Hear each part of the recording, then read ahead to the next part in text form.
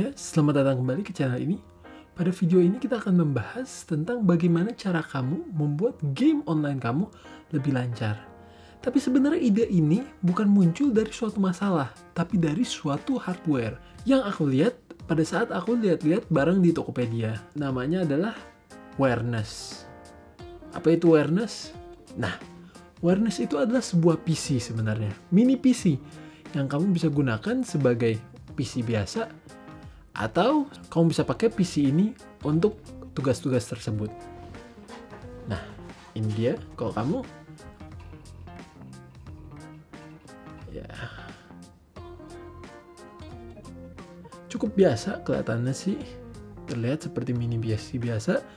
Nah, kalau yang ini sebenarnya ada fan 4 cm, udah aku ganti dengan Noctua, cukup standar juga. Ada heatsinknya, dan ini dia kenapa ini spesial. Kamu bisa lihat bahwa di belakangnya itu ada 2 Intel Gigabit Ethernet. Nah, kenapa sangat penting 2 Intel Gigabit Ethernet?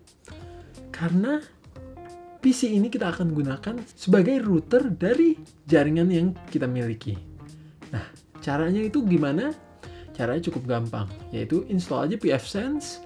Habis itu ada setupnya. Nah, kayaknya kalau misalnya aku ngebahas instalasi pfSense lagi, ya itu sudah banyak lah tutorialnya. Aku akan kasih link, ya ada informasi tentu, dan ada juga link di bawah. Tapi yang kita akan bahas sekarang adalah, tentu pfSense itu memiliki fitur-fitur lain, ada firewall, ada yang lain-lain, semuanya. Tapi yang kita bahas sekarang adalah bukan itu. Yang kita bahas sekarang adalah bagaimana dengan install pfSense pada komputer yang jauh lebih kuat dari router-router biasa, apakah performa jaringan kamu ketika bermain game online akan lebih baik? Karena kamu tahu bahwa game online itu sebenarnya bukan yang penting bandwidth, tapi yang penting itu adalah ping yang cukup rendah.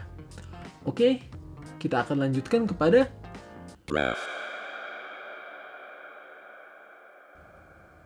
pada grafik yang pertama ini. Kita bisa melihat yang pertama, tes pertama, yaitu Rainbow Six berjalan saja. Yang kedua itu adalah berjalan dengan 4K YouTube pada komputer yang sama.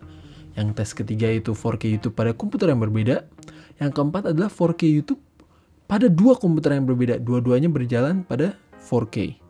Nah, dari hasil ini kita bisa lihat bahwa efeknya itu sangat rendah dengan perubahan dari router. Jadi, walaupun kamu mendapatkan atau membeli router baru, ini nggak mungkin ada efeknya.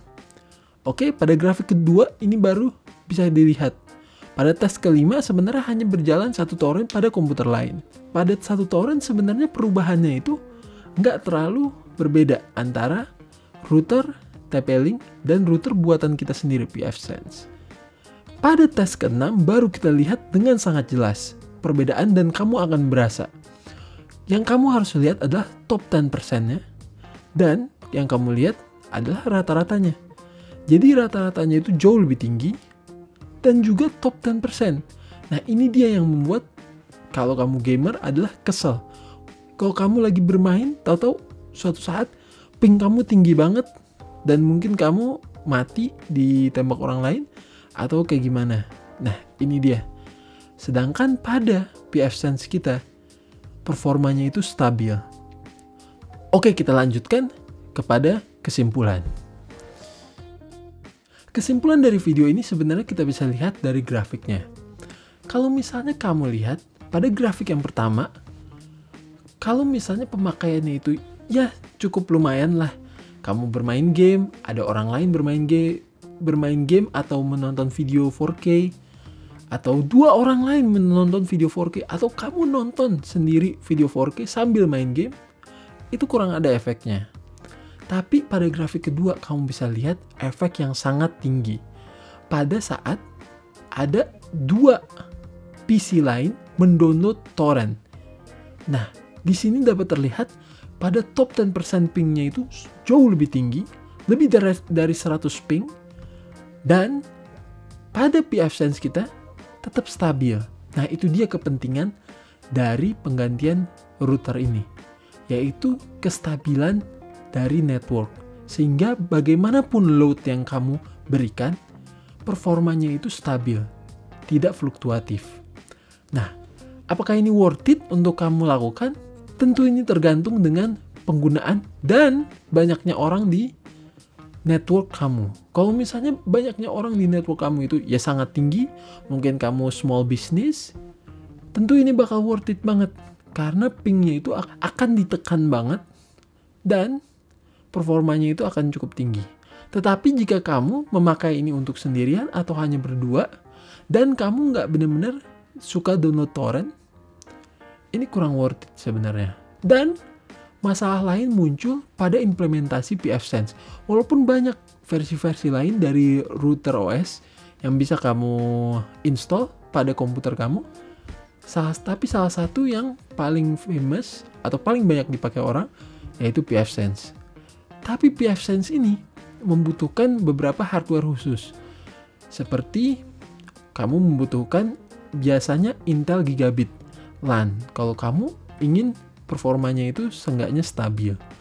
Dan sangat sulit untuk menemukan suatu PC yang memiliki 2 port gigabit. Jadi biasanya mungkin kamu punya 1 port, kamu ingin tambahkan lagi. Nah, ini akan susah kembali. Kecuali kamu membeli Intel juga. Ada beberapa yang bisa seperti TP-Link, tapi hanya seri tertentu. Tapi kalau misalnya kamu implementasi pfSense, tentu banyak keuntungan pfSense lain seperti firewall, Squid Cache, analytics, pokoknya banyak banget.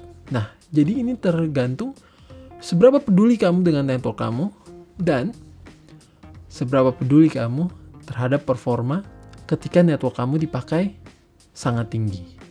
Oke? Jadi terserah kamu ujungnya sih kesimpulannya. Apakah kamu mau melakukan ini atau enggak? Tentu ada keuntungannya, tentu ada kerugiannya. Kerugiannya ya uang.